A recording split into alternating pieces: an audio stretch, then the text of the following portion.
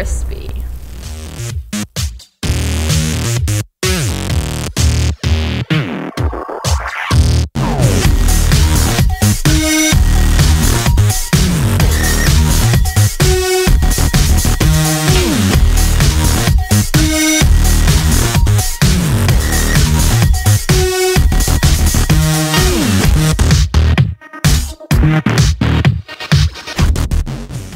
Alright, y'all, and I'm back again.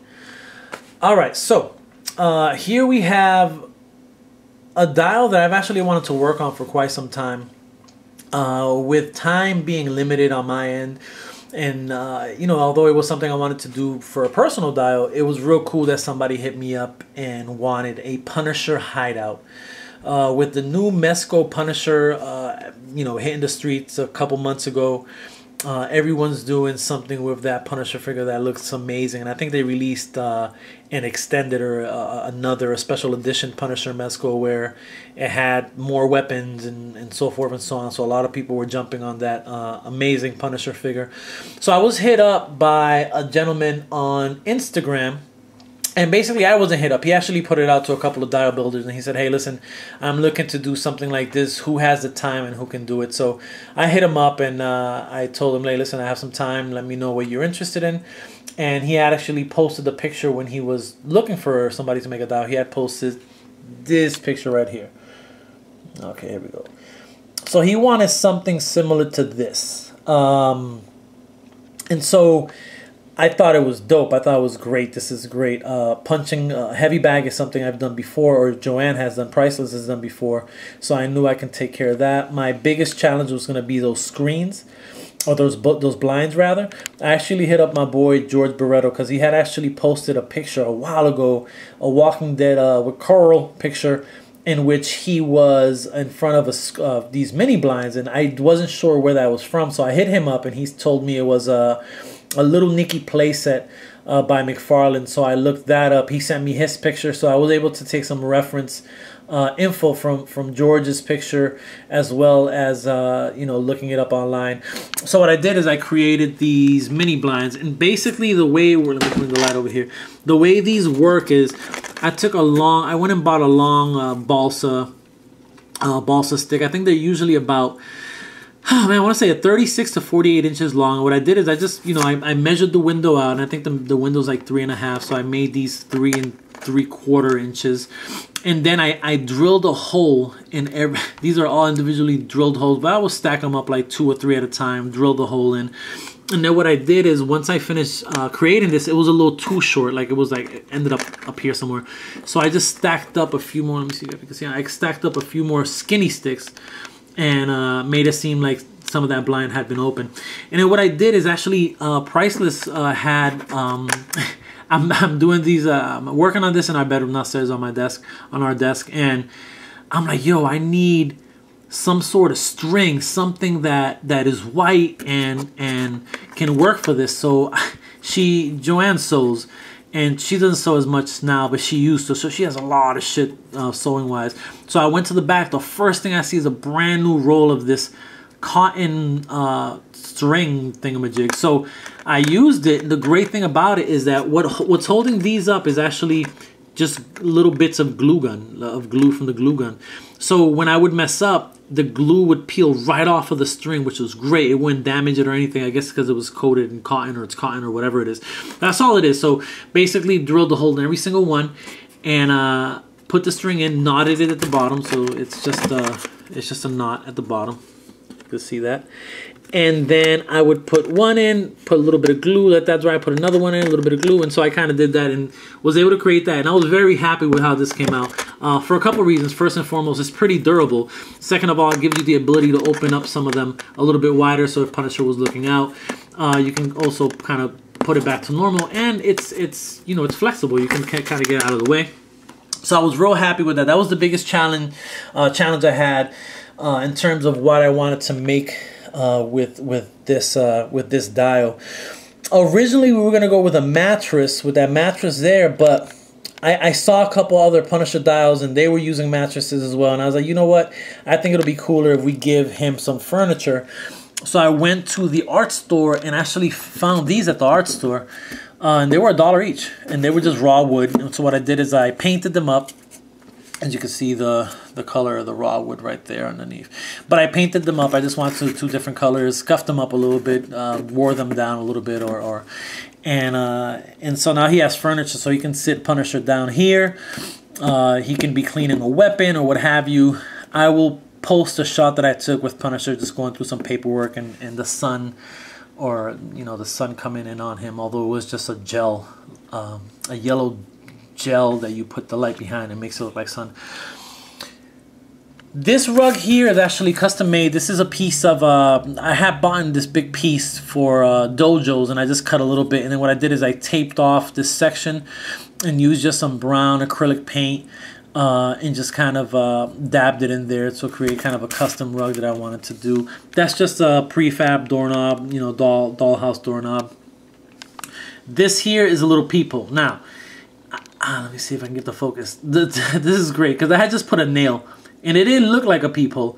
And then Prices was like, here's this it was like a clear acrylic type thing, and I just put a dot of it and it made it look like glass. So I was like, word, so that worked out. And Prices is always has these ideas that of materials that I don't even know exist. And she's like, yo, you can use this and it's great.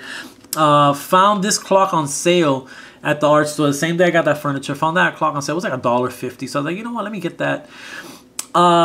This is something I've done before, and I wanted to do it again. And this is just back in the day when you broke a sheetrock wall, it was reinforced by just these little wooden sticks, and then inside of the sticks was this grout. So was able to create some of those, a couple of those. You can see over there. The heavy bag, once again, price list comes through in the clutch, and she sold this heavy bag for me. And I taped it up to just make it look like it had been ripped up. And Frank Castle, instead of just buying a new one, he's just taping it up and fixing it up. It's hanging on this custom made. This is just balsa wood, and what I did is this just goes. You know what? Let me show how it comes off. So it just comes off like that. And basically, I made it so that it goes an inch in. And then here, the weight is supported right on here, so it works out great. And I just put my homeboy Shield Agent, getting a little practice in. The floor is just hardwood floors. I took a little silver skinny marker and made it look like they were nails, instead of just putting a whole bunch of nails in them. I still think it's a good look. And then I created kind of a rug. So it's almost like, you know, it's you're walking into this apartment and there's a rug here. So in my shot, I actually put a sofa here and a coffee table here and so forth. Now, here is the cool part of this dial. So let me back to, oh, well, you know what? Before I get into that, take out Shield Agent real quick, give you guys the measurements. So this is 16 inches long. It is 11 inches deep, 12 inches tall are the measurements. Now let's look at this back wall here, because what this is a hidden armory, mini armory, like a hidden closet where Frank can store his guns. So let me just put this down for a second so I can pull that out. And you guys, so I just put that green thing so you guys don't see all the crap on our kitchen table. But anyway, here's the best way to show off how I did this wall. So pretty much what this is a piece of skinny foam that I use these pieces of balsa wood and just put the skinny foam glued to the insulation foam. So what it allowed me to do by creating this, it allowed me to basically make it like a pocket door. So when it's open, you can kind of do one of those. But then when you close it, I created these little pieces of wood, or more than anything, is to kind of hide that seam. But the good thing is I made it so there's a little bit of a lip on it. So when you push it up, it kind of sits, and it's hard to do with one hand, but it kind of sits right there. And so let me see, hopefully it won't fall as I turn it around. So you kind of get, it looks flush. I mean, obviously you can see with the line there. but it kind of looks flush if you look at it at an angle, when in reality all you got to do is kind of push it back and you have your hidden closet. So hold on one second, let me pull that out. And then what I did inside of this closet, and I'll magnetize it right back into place.